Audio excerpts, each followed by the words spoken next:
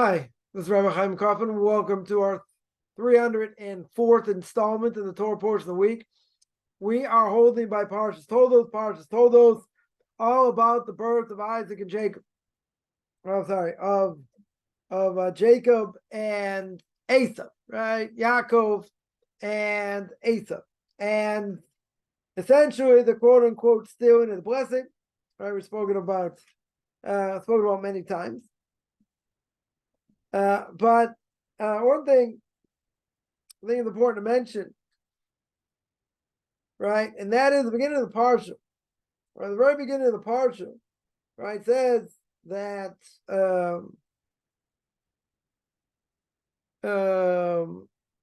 chapter 25, verse 20, and it says, Isaac's 40 years old, took Rebekah, daughter of Sul the Aramean, Padan Aram, sister of Lavan the Aramean, as a wife for himself. In verse 23, Isaac entreated Hashem of his wife because she was barren.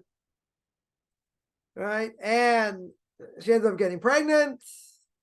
And there's a lot of agitation, right, in her stomach. In verse 23, it says, Hashem said to her, 2 nations in your womb, 2 regimes from inside shall be separated. The might shall pass one regime to the other. Elder shall serve the younger. So there's a lot going on, a lot of seemingly fighting coming out of the womb.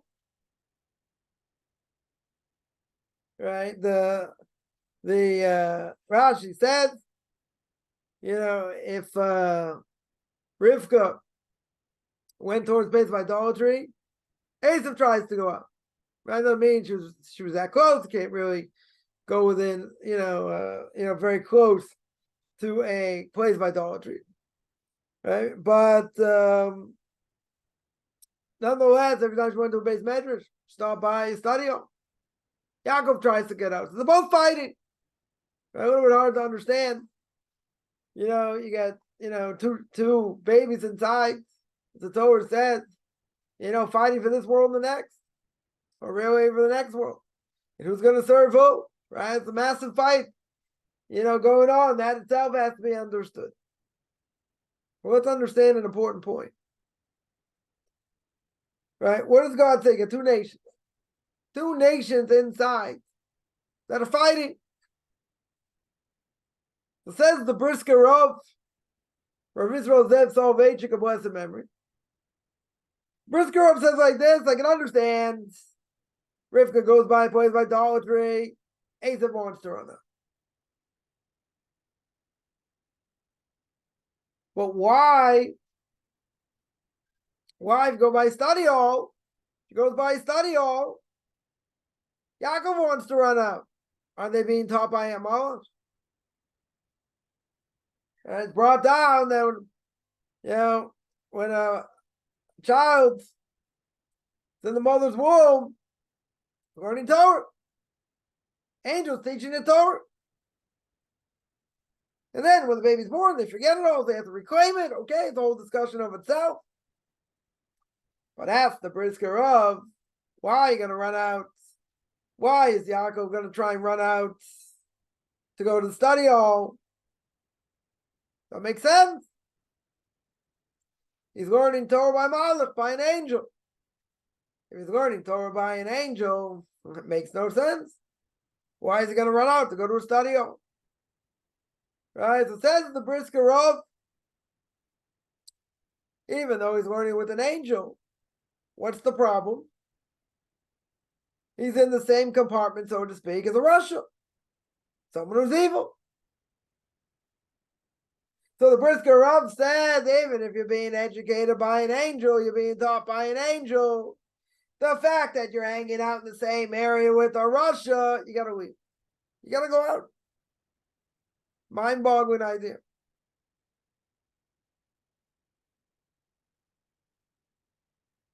So people think, mistakenly,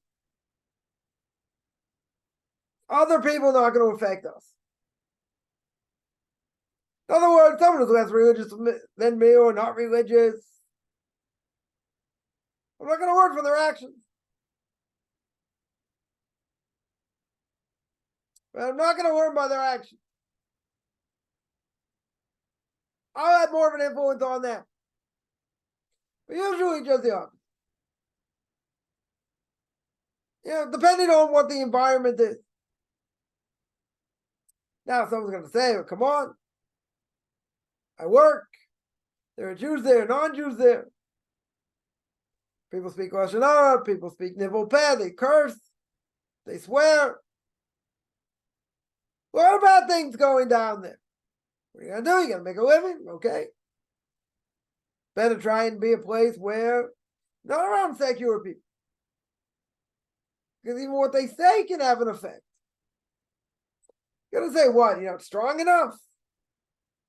The Torah is not strong enough to protect you? No, it is. But there's an evil inclination. With the evil inclination comes what? Comes difficulty. Even if you learned a lot of Torah, there's difficulty.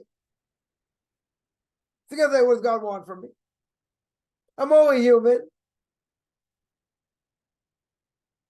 But a lot of people make the mistake and they think, I won't be affected. I know better. I'll be better.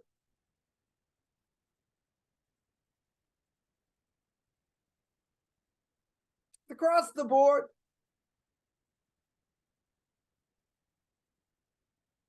We all have to be better. But there's an evil inclination.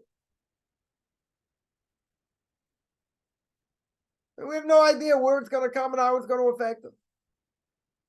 Why we're out, quote unquote, in the real world, we've got to be strong as fire.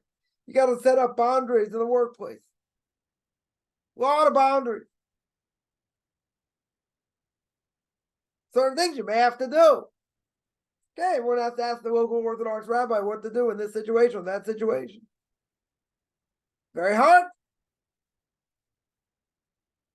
But a person should never think, I know better, and I'm going to beat the system. Well, what do the rabbis know? They got their heads in their books. What do they know?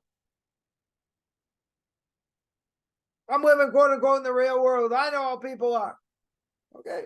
Like the rabbis don't. Okay. You got to have boundaries. If you don't have boundaries, you fail. You fall. Depends how far. You don't let things stop.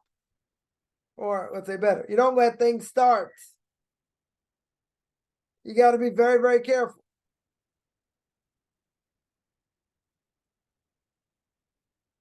People think like we're so square, we don't know anything.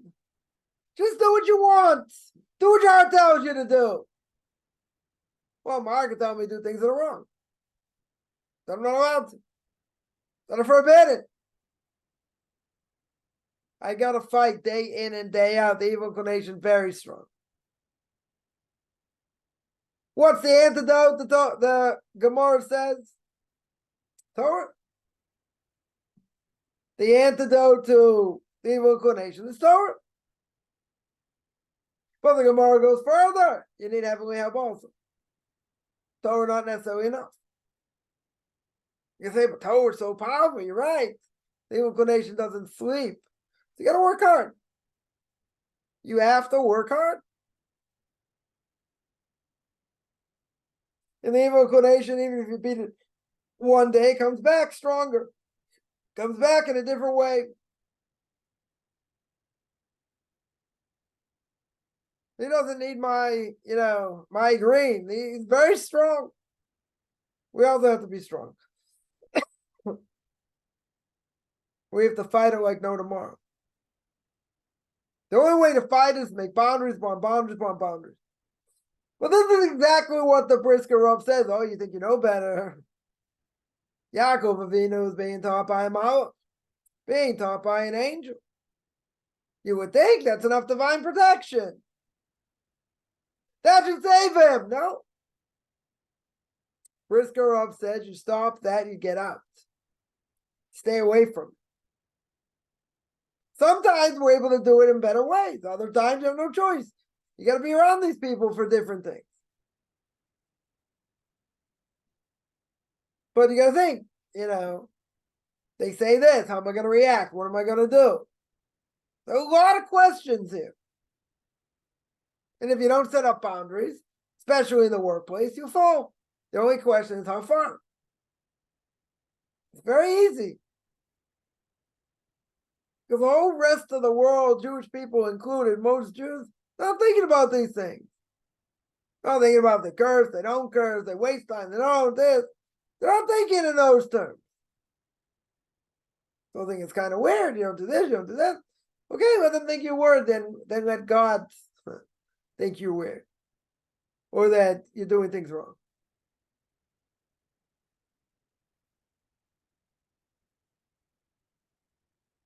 To the extent the Briskerov says, you're being taught by an angel. Isn't that the greatest protection? Obviously not.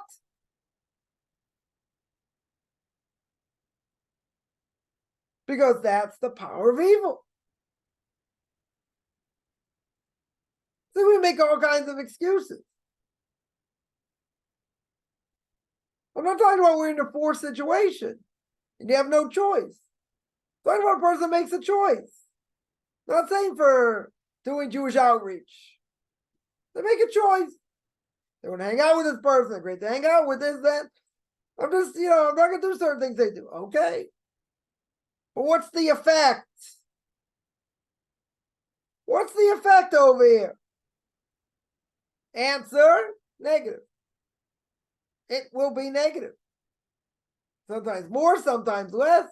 And then it just eats away at a person. And then who knows what's going to be? You got to be strong all the time. You got to work hard on yourself all the time. Because if you slip up even a little bit, that's it. Yetzer hara goes and goes and goes and goes. Makes it very hard to fight against. But you're going to work. You have to work. We see from here an unbelievably powerful message. And the message is, even with learning from an angel doesn't stop a person from having negative influence on someone who's evil. So by Bilam, evil non-Jewish prophets, and Parshat Balak spoke about this. One of my videos on my YouTube channel, Beyond Orthodox Conversion to Judaism. Bilam, God spoke to. They had prophecy. Did it make him righteous? No. Still wanted to curse the Jewish people. So what happened to prophecy? So as we said over there, prophecy doesn't make you moral. Doesn't make you righteous. Learning with an angel, same thing. There could be negative influence after the fact.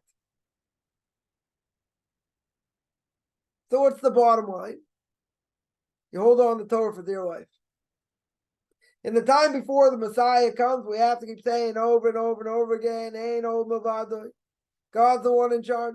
He's the one that runs the world. I can't do anything without him. I have to be meshubed myself. I have to be like a slave to him, subservient, to understand I'm an infinitesimally small speck of cosmic dust. Can't do anything without him.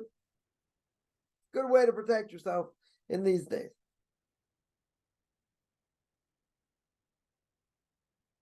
But we don't want to reinvent the wheel.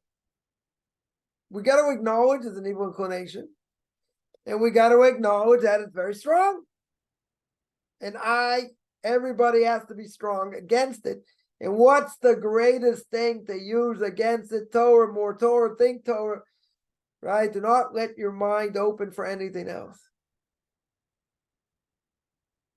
Right? Because the Gemara says, when the person sins, you got a stupid thought in his head. Going against God. Because they're stupid thoughts, my evil inclination, whatever you want to call it, doesn't matter. That causes a person to stumble. Right? If a person's free, they have too much time on their hands, or even a little bit of time on their hands, they don't want to be alone with themselves, they're in trouble. Yetzer hara will come. So we have to fight it the best of our ability. Keep thinking Torah thoughts wherever we are. Whether we're driving somewhere, we're on a bus, on a train. That's what we have to do. So our mind doesn't go astray and causes us to go astray. So when you think that, I got all the Torah and I'm learning with an angel, but I'm hanging out with an evil person, that can have a negative effect. And remind everyone, I have a class every Tuesday, 9 o'clock Eastern time, on duties of the heart, gate of self-accounting. Every Tuesday, Thursday, 10 o'clock Eastern time, 5 o'clock Israel time, Q&A. Every Saturday, 2 o'clock Eastern time, 9 o'clock Israel time, Pirkei Avos, Ethics of Our Fathers. Sunday, Book of Leviticus chapter 17, 9 o'clock Eastern time, 4 o'clock Israel time. And I have a conversion class as well. So if you want to contact me, find me on Facebook at Michael Chaim Kaufman. If you're on Orthodox Conversion to Judaism, orthodoxconversion.com. You want to send me an email, rabbichaimkaufman@gmail.com, RBBICHAIMCOFFMAN @gmail.com.